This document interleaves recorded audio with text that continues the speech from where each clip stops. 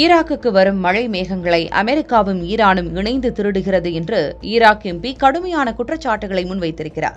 மத்திய கிழக்கு நாடுகளில் ஒன்றான ஈராக்கில் கடந்த சில ஆண்டுகளாகவே மழை பொழிவு கடுமையாக குறைந்த நிலையில் அங்கு கடும் வறட்சி நிலவி வருகிறது.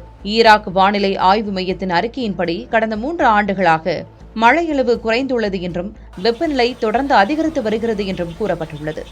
இதனால் ஈராக்கின் பல பகுதிகளில் நிலத்தடி நீர்மட்டம் அபாயகரமான அளவிற்கு இறங்கியுள்ளதாகவும் எச்சரிக்கை விடுக்கப்பட்டுள்ளது. ஈராக்கின் நதிகளுக்கு ஆதாரமாக விளங்கும் துருக்கி மற்றும் ஈரான் மலைப்பகுதிகளில் பனிப்பொழிவு மற்றும் மழை குறைந்ததால் நதிகளில் நீர்வரத்து குறைந்துவிட்டதாக கூறப்படுகிறது. இந்நிலையில் ஈராக் நாடாளுமன்ற உறுப்பினர் அப்துல்லா அல் கைகானி என்பவர் அண்டை நாடுகளான துருக்கியும் ஈரானும் அமெரிக்காவின் விமானங்களை பயன்படுத்தி எங்களுக்கு வரும் மேகங்களை உடைத்து அதனை திருடி வருகிறது என்று குற்றம் சாட்டினார். மேலும் சமீபத்தில் அமெரிக்கா ஈரான் போரில் மும்முரமாக ஈடுபட்டுள்ளதால் அவர்களின் கவனம் திசை திரும்பியுள்ளது என்றும் இதனால் கடந்த சில மாதங்களாக ஈராக்கில் மீண்டும் மழை பதிவாகியிருக்கிறது என்றும் அவர் கூறினார்.